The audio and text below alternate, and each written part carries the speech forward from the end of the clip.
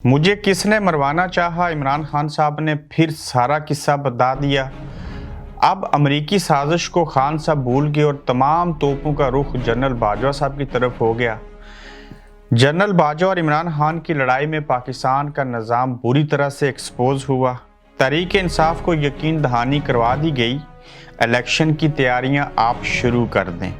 परवेज़ इलाही तहरीक इंसाफ के रहनुमाओं के खिलाफ खुलकर कैसे सामने आ गए और एक निजी तकरीब में सहाफ़ियों से बातचीत करते हुए क्या कुछ कहा, आज हम इन पहलुओं के ऊपर आपसे बात करेंगे। अस्सलाम वालेकुम, आप देख रहे हैं गोरखधंधा, अबरार कुरैशी आपसे मुखातिब हूँ।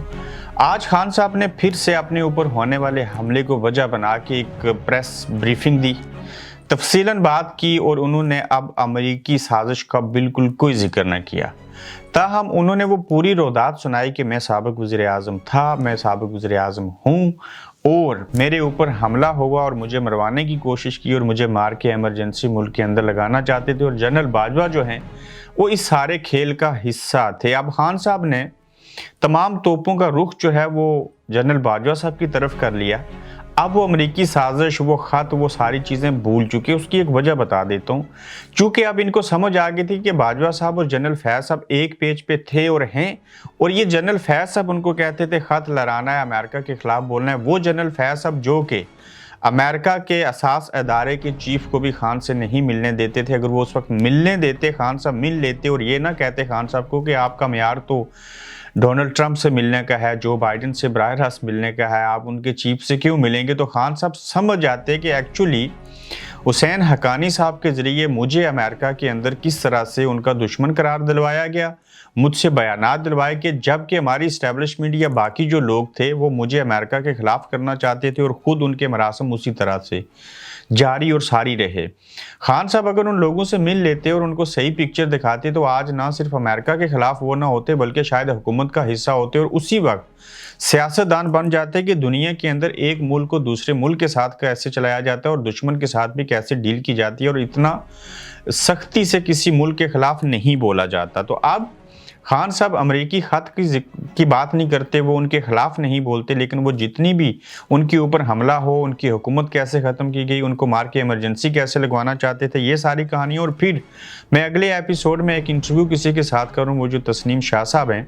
वो फिर से नई चीज़ें कुछ कह रहे हैं और इधर से ये कहा जा रहा है कि नवाज शरीफ साहब और मरीम नवाज शरीफ साहिबा ने अपने लोगों के ज़रिए अर्शद शरीफ को मरवाया और पाकिस्तान के अंदर इमरान खान के ऊपर हमला करवाने में भी इन्हीं का किरदार था। और दूसरी तरफ खान साहब जनरल बाजवा साहब के ऊपर इल्ज़ाम लगा रहे हैं। और जब खान साहब ने जनरल बाजवा और खान साहब की जब से लड़ाई शुरू हुई, दोनों अपने अपने ओहदों से फारुग हुए, ये बतौर वज़ीर-ए-आज़म और वो बतौर आर्मी चीफ। तो जब इन्होंने एक दूसरे के ऊपर तनकीद करनी शुरू की, चूँकि बाजवा साहब तो सरेआम सामने आके तो बोल नहीं सकते, उनको तो 2-2.5 साल जो है वो पाबंदी है, तो वो अपने मनपसंद सहाफ़ियों को बुला के उनको चाय के ऊपर, खाने के ऊपर आर्टिकल लिखवाए जाते हैं, उनको कहानियाँ बताई जाती हैं, आधा सच वो भी बोल रहे हैं, आधा सच खान साहब भी बोल रहे हैं। लेकिन एक्चुअल सिचुएशन क्या है कि वो दोनों पहले एक दूसरे के साथ थे और जब एक्सटेंशन मिली तो अपने अपने मफादात की खातिर लग गए। खान साहब को भी पता था ये मुझे लेके आएंगे और बाद में मैं इनको संभाल लूँगा, और इस्टेब्लिशमेंट को ये बात पता नहीं थी कि ये खान साहब इतने शातिर और तेज़ सियासतदान और इंसान हैं, तो इनसे हमारी जान कैसे छूटेगी। लेकिन जो कुछ भी अब हो रहा है, चाहे वो खान साहब हों, चाहे पहले नवाज शरीफ साहब ने गुजरांवाला की तकरीर में पहली बार किसी मुल्क के आर्मी चीफ यानी कि अपने मुल्क के आर्मी चीफ जनरल बाजवा और उस वक्त के DGISI जनरल फैज़ को सरेआम ललकारा था और लोग सकते में चले गए थे, ये तो आर्मी के खिलाफ बोलना शुरू हुए। और अब इमरान खान साहब ने वो भी सारी हदें जब पार की और सारे इल्ज़ामात इनके ऊपर लगाए और जब FIR और चीज़ें ना हो सकी, तो अब इन दोनों की आपस की लड़ाई ने पाकिस्तान की पूरे निज़ाम को बुरी तरह से एक्सपोज किया और समझ आ गई कि इस्टेब्लिशमेंट की किस हद तक जो है वो मुदाखलत होती है। और इमरान खान पाकिस्तानी तारीख के वाहिद वज़ीर-ए-आज़म होंगे साबिक, जिन्होंने जो कुछ उनके साथ पेश आया वो सब बता दिया कि कैसे एक मुल्क का आर्मी चीफ जो था वो उनको रोक टोक करता था, इनकी किस हद तक मुदाखलत होती थी और कैसे ये सारी चीज़ें करते थे। अब आर्मी चीफ से अगर जिक्र हुआ है तो अपनी फॉलो अप स्टोरी का यहाँ हिंट दे दूँ कि हमने 2 एपिसोड में बताया था कि आसिम मुनीर साहब जो हैं वो सऊदी अरेबिया जाएंगे, वहाँ के शहजादे से मिलेंगे और वहाँ से कर्जा लेने की, इमदाद लेने की कोशिश करेंगे। हमारी खबर वो दुरुस्त साबित हुई। आज DGISPR से भी बता दिया गया कि आसिम मुनीर साहब वाकई सऊदी अरेबिया में हैं, उनकी वहाँ शहजादा साहब से मुलाकात भी होगी और उन्होंने हामी भर लिया कि वो हमें 3 से 4 अरब डॉलर जो है वो देंगे। और अल्लाह करे आर्मी चीफ का ये बड़ा मुस्बत इकदाम है, इनके ज़रिए अगर इमदाद मिलती है और पहली किस्त देने में पाकिस्तान को कुछ आसानियाँ होती हैं IMF को, तो ये पाकिस्तान के लिए बड़ा बेहतर होगा और इससे चीज़ें जो हैं थोड़ी सी आगे बढ़ती हुई दिखाई दे रही हैं। वापस आते हैं, खान साहब ने जो सारी रोदात सुनाई, सारी चीज़ें कहीं कि किस तरह से पहला जो बयान दिया था उस लड़के ने जो पकड़ा गया, मारना उसको चाहते थे लेकिन मौज़म मार गया, और फिर पहला वीडियो बयान जो कि हमला करने से भी पहले का रिकॉर्ड था, तो उसमें वो ये अल्फाज उसने कहे थे कि मैंने मार दिया। ये दिया और मारना था में बड़ा फ़र्क है, लेकिन ये जो गेम प्लान जिन्होंने बनाया था वो इतने कोई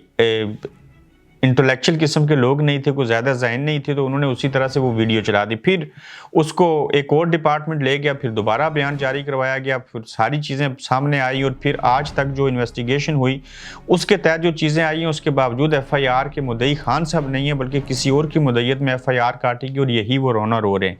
दूसरी जानिब कुछ और चीज़ें चल रही हैं, वो ये हैं कि जो परवेज़ इलाही साहब हैं वो पहले भी इनके साथ नहीं थे, अब भी इनके साथ नहीं, और परवेज़ इलाही साहब जो हैं वो पाकिस्तान तहरीक इंसाफ के जो रहनुमा हैं उनके खिलाफ बोलते हैं। और उन्होंने क्या कहा, उन्होंने परवेज़ इलाही साहब ने कहा कि परवेज़ इलाही एक गुजरांवाला के अंदर सहाफ़ियों से बातचीत कर रहे थे, तो उन्होंने का कहना था कि तहरीक इंसाफ के कुछ लीडर खुदा का खौफ करें। 25 मई को आप लोगों की ज़ुबानें बाहर निकल आई थी, अब जाकर मुश्किल से PTI पाँव पर खड़ी हुई है, अब जाके PTI पाँव पर खड़ी हुई है, तो लिहाजा आप इस तरह की चीज़ें नहीं करें। तो यानी कि परवेज़ इलाही साहब खान साहब के साथ नहीं है, उनकी ट्यून कुछ और है और वो किसी और की बात करना चाहते हैं। और इस बात से ये बात साबित होती है कि परवेज़ इलाही साहब आज भी अपना मोटिव, अपना मिशन, अपना मंशूर किसी और के साथ मिलके चलाना चाहते हैं और वो खान साहब की तमाम बातों से इनाराफ़ करते हैं और उनकी ये पॉलिसी उनको पसंद नहीं। वो ये सच चाहते हैं कि जो खान के ऊपर हमला हुआ माजी बन गया भूल जाएं। वो ये चाहते हैं कि इस्टेब्लिशमेंट के ऊपर और ख़ासकर बाजवा साहब के ऊपर, चूँकि वो उनके मोहसिन हैं, उनके ऊपर तनकीद न करें। उतना ही ज़्यादा इमरान खान साहब जो हैं और काफ लीग के परवेज़ इलाही जो हैं इत्तेहादी हैं खान साहब की वजह से, या परवेज़ इलाही अपने चंद वोटों की वजह से वज़ीर आला हैं। दो पार्टियाँ इत्तेहादी हैं लेकिन दोनों के मौक़िफ़ जो हैं वो बिल्कुल अपोजिट हैं, एक दूसरे से 100% इख्तिलाफ रखते हैं। तो इस सारे अमल के दौरान ये बात बिल्कुल सही से समझ आ रही है कि कौन किसके साथ है और कौन किसके साथ नहीं है और इमरान खान साहब का एजेंडा क्या है। और मैं अक्सर ये सोचता हूँ कि अब खान साहब जब वज़ीर आज़म के मनसब से उतर चुके, उनके ऊपर हमला हो गया, जिसने भी करवाया, अब आपकी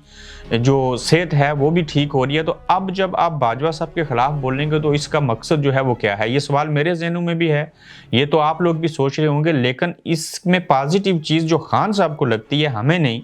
वो ये समझते हैं कि ये जो निज़ाम है, जिस तरह से ये मुदाखलत होती है, बाजवा साहब ने उनके साथ क्या क्या किया, आखिर उनको मारने की हद तक चीज़ें हो गई थी, तो लिहाजा बेहतर है कि मैं इन लोगों को एक्सपोज़ करूं और जहां पे मैं एक्सपोज़ करूंगा वहीं पे आवाम की हमदर्दियां जो हैं वो मेरे साथ मज़ीद शामिल होंगी। खान साहब भी जो हैं वो इन चीज़ों को कैश करवाना चाहते हैं और जो हकीकत उनको लगती है उसको बयान करना चाहते हैं और उनकी मर्ज़ी ये है कि मैं आवाम को अवेयरनेस दूँ कि हमारे मुल्क के अंदर एक वज़ीर आज़म को कैसे डील किया जाता है और लोगों को मारा कैसे जाता है। और उन्होंने लियाकत अली खान की मिसाल दी, वो तारीख का पहला वाक़या था कि मरने वाले से मारने वाला पहले मार दिया गया था, जबकि लियाकत अली खान साहब जो थे वो अस्पताल में जाके उन्होंने दम तोड़ा और जिसने गोली मारी थी उसको मौके के ऊपर ही मार दिया गया था। लेकिन